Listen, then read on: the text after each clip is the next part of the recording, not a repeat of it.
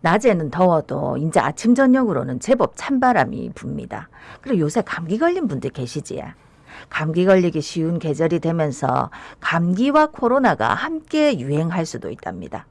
지금 코로나19 재감염률도 꾸준히 증가하고 있어가 걱정이 많은데 트윈데믹이 오는 건 아닌지 진단해 보겠습니다. 예, 대한가정의학회 코로나19 비상대책위원이시죠. 동아대학교 병원 한성호 교수 전화 연결돼 있습니다. 교수님 안녕하십니까? 안녕하십니까? 예, 오랜만에 인사드립니다. 예, 오랜만입니다. 예.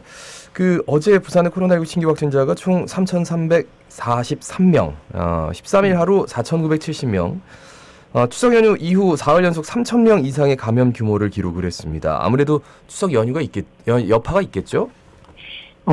추석 연휴 기간 동안은 1,000명대를 기록하지 않습니까? 예. 그게 오히려 검사의 건수나 검사의 환경이 사실은 추석 연휴 때는 검사를 안 하시는 경향이 있기 때문에 지금의 3,000명대는 추석의 직접적인 영향이라기보다는 네. 추석 전과 거의 비슷한 수준. 오히려 이제 보통 연휴의 영향은 일주일쯤 지나고 난 뒤에 확인이 드러나기 때문에 이번 주 주말 이후로 확산세가 확인이 드러날 가능성이 많고요.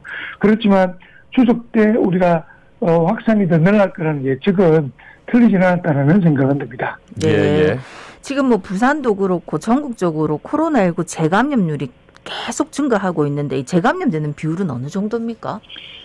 부산에서 재감염되는 비율이 7월 넷째 주 기준으로 재감염률이 3.84%였습니다. 예. 그런데 이제 이달 첫째 주는 7.12%로 굉장히 많이 올랐죠. 전국적으로도 비슷한 기간에 5.43%에서 9.72%니까 약 10% 가까운 분들이 재감염으로 인한 것이다 라고 생각이 되고요.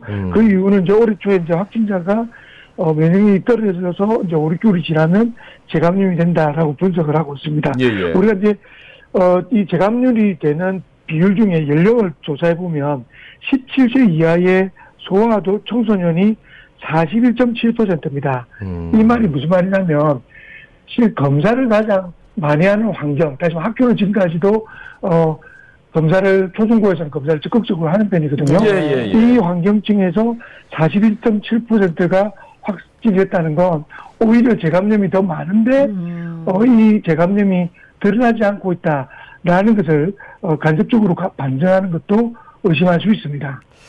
그래서일까요? 네, 코로나의 의심 증상이 나타나도 그냥 자가진단 키트에서 양성 떠도 전문가용 신속 항원 검사 안 받고 그냥 버티는 분들이 개중에 있어서 그런데 일상생활을 한다는 얘기잖아요, 그러면. 그렇죠.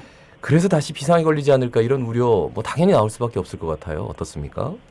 재미난 조사가 있습니다. 국내 한 대학교에서 네. 지난 8월 말에 성인 남녀 1,000명을 대상으로 실시한 설문조사에서 예. 응답자의 41%, 10명 중에 4명은 코로나 증상이 의심된다 하더라도 그냥 자가검사를 하거나 신속항원검사를 받지 않을 수도 있다라고 대답했고 또한 32%는 자가검사에서 만약에 양성이 나와도 그냥 나 혼자만 알지 추가 검사를 하지 않을 것이라고 답변을 했습니다. 아하. 이제 이 이유가 이제 확진이 되면 건매에 대한 영향이 생기는 게 가장 큰데요. 이제 회사에서 눈치가 보인다. 또는 이전처럼 유급평가가 나오지 않는 회사들도 많기 때문에 예. 괜히 확진되면 기존의 연차가 이제 깎인다.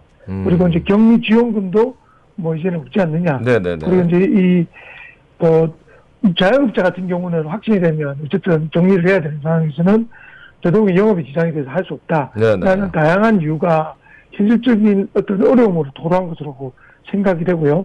그래서 요즘같이 이제 감기 증상이 많은 환절기에 증상을 숨기고 출근하는 경우도 굉장히 많다고 보고가 되고 있습니다. 네네네. 이제 검사 비용도 이제 5천에서 5만 원 들지만 본인 부담이고 이제 병원에서도 지금 문제가 코로나19가 의심됨에도 불구하고 환자가 코로나19 검사를 안 받겠다라는 거죠. 그래서 그냥 감기약만 처방해 주세요. 이런 경우도 있기 때문에 진료를 보는 일선 환경에서도 굉장히 곤혹스럽습니다.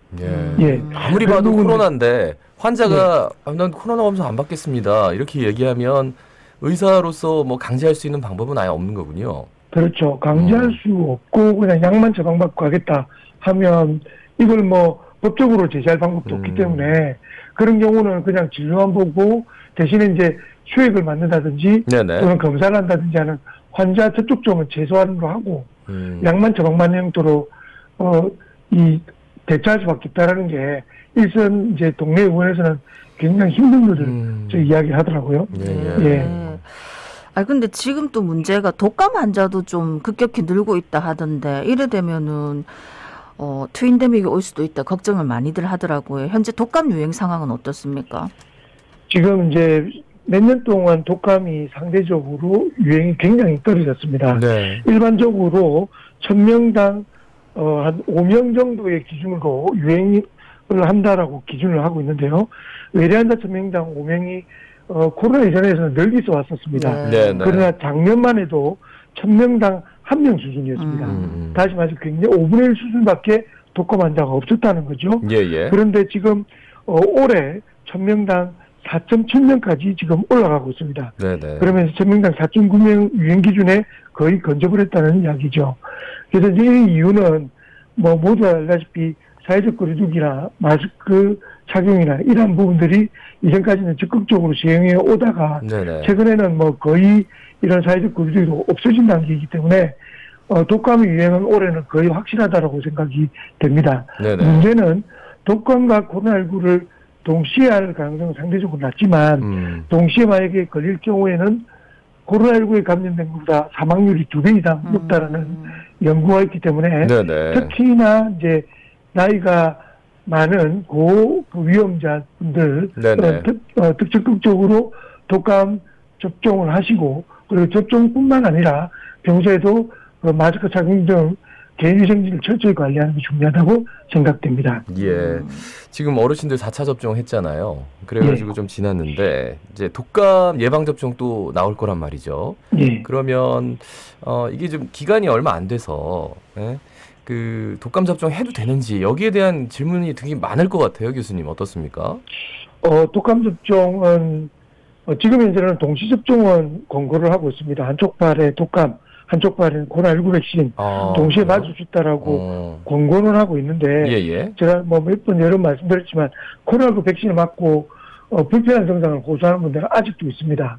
그렇기 때문에 그래서 할 수만 있다면 가급적 제일 좋은 거는 4주 이상 최소한 보름 이상의 간격을 두고 접종하는 것이 좋고요. 네네. 일반적으로는 한 달 이상의 간격을 둔다면 4차 접종을 하고 난 뒤에 한 달 이상이 지났다면 독감 접종을 하는 것은 전혀 문제 삼지 않고 적극적으로 접종을 하시면 되고요.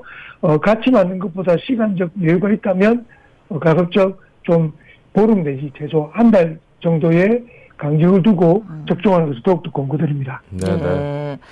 아니 그러면은 코로나19하고 독감하고 이게 구분해서 진단이 됩니까? 우리가 이제 증상으로 구분이 된다고 표현을 하고 있습니다. 독감은 그래요?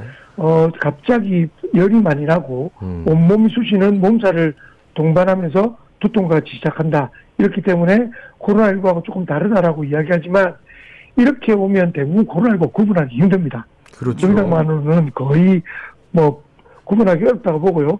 다행스러운 건 뭐냐면 두 감염병 모두 신속 항원 검사와 PCR 검사로 구분할 수 있다. 그래서 진단을 할 때는 독감에 의심되는 환자가 병원에 오게 되면 15분에서 20분 내에 진단할 수 있는 키트가 있습니다. 예. 그래서 이제 코로나도 키트가 있고 독감도 키트가 있기 때문에 의심이 되는 두 개의 검사를 동시에 하면 둘 중에 어느 것 때문에 그렇다는 진단하는 것은 어렵지가 않습니다. 예. 그렇기 때문에 의심이 된다면 정상으로 의심하는 것은 이 전문가가 아닌 경우는 거의 불가능하다고 보시고요. 네네. 그냥 병의원에서 검사를 하시고 그 검사에 맞춰서 적절한 약물을 처방받는 것이 중요한데요.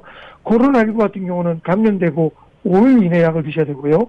독감은 이틀 이내 약을 먹어야 효과가 있습니다. 네네. 그렇기 때문에 갑자기 고열이 발생하고 몸살이 난다면 그냥 약 먹고 견디는 것이 아니라 병원 가서 이런 검사를 하고 바로 약물 처방받는다면 좀 더 쉽게 좀 극복할 수 있지 않을까라는 생각이 듭니다. 그 세계보건기구 사무총장 이분 참 논란의 중심인데 거브러여스스 이분이 코로나19 전 세계 대유행 팬데믹의 끝이 보인다라고 밝혔는데요. 이걸 어떻게 생각해야 될까요? 이거는 뭐 양날의 검이라고 저는 감히 말씀드릴 수 있을 것 같습니다. 굉장히 이걸 반겨야 하시는 분도 계신데, 일단 14일 현지 시간으로 코로나19 전 세계 대유행의 끝이 보인다라는 발표를 했습니다. 네네. 그 이후로서는 지금 현재까지 3월 이후로 최저의 사망자를 발생했고, 그리고 전 세계적으로 검사의 숫자도 줄고 있다. 그러니까 양성의 숫자도 줄다. 그래서 현재 420만 명 정도가 확진이 된 것으로 굉장히 확진의 추세도 벌써 10% 20% 줄고 있기 때문에 네네. 이런 것을 증거로 이 끝이 보인다라는 표현을 했습니다. 그런데 문제는 제가 한 2주 전에 베트남이나 우즈베키스탄 같은 여러 국가들을 출장을 다녀왔거든요. 네네. 가면 마스크도 안 쓰고 중요한 건 검사를 안 합니다. 이 말은 무슨 말이냐. 지금 세계보건기구가 표현했던 이 표현에는 굉장히 우려스러운 과소평가가 있다는 거죠. 실제로 더 많은 확진자가 있음에도 불구하고 네네. 아마 검사하지 않은 그런 상황 때문에 이런 결과가 있고, 특히 이제 WHO의 기술팀장은 지금 현재 6억 명의 확진자와 640명의 사망자가 집계됐지만 이 전체를 초과 사망률이라고 전체 평년에 비해서 사망했던 걸 조사해 봤더니 사망자 수는 640만 명이 아니라 거의 3배 가까운 1,700만 명이다. 라고 WHO도 발표를 했습니다. 네네. 이 말은 지금 우리 사무총장이 이야기했던 팬데믹의 끝이라는 표현은 아직까지 시기상조다. 네네. 라는 것이 정부 집단의 또 다른 의견이고요. 그런 면에서 봤을 때 이러한 검사를 하지 않는 것, 그리고 사망자가 실제로 코로나19로 집계되지 않는 것, 이런 기술적인 어떤 문제들도 좀 적극적으로 이게 포함되어야 정확한 판단이 될 거라 생각됩니다. 예. 예. 교수님, 어쨌든 안 걸려야 되는데 독감하고 코로나19 예방할 수 있는 방법 뭐가 있을까요? 마스크 쓰는 겁니다. 예. 마스크 쓰고 손발 자주 씻고 늘 이야기하지만 마스크만 적극적으로 쓰기만 해도 감염을 막을 수 있습니다. 예전에 의료인들도 마스크를 적극 쓰는 분들과 쓰지 않은 분들로 구분이 될 정도로 이 감염의 이 확산도가 다르거든요. 네네. 그래서 걱정이 되시는 분들은 마스크 꼭 쓰시고, 그다음에 가급적 마스크는 사람이 많은 곳에서 벗지 마시고, 네네. 그리고 많은 곳에서 손을 자주 씻는 습관만으로도 코로나19를 대부분 예방할 수 있다라고 생각이 됩니다. 근데 우리가 지금 코로나19 확진됐던 분들은 다 오미크론에 확진됐고, 그래서 이제 나았으니까 그 변이에 대한 얘기들에 대해서는 별로 언급이 없어가지고요. 이렇게 몰래 감염이 유행하고 하는데 그러다가 더 독한 변이가 나올 수 있지 않을까? 거기에 대해서는 어떻게 말씀해 주시겠습니까? 짧게 사실은 하겠습니다. 중국이 변수라고 생각합니다. 중국의 그 확산에 따라서 변이가 생길 확률은 굉장히 높기 때문에 지금까지는 아주 심각한 변이는 없기 때문에 큰 걱정은 하지 않더라도 코로나19는 존재한다.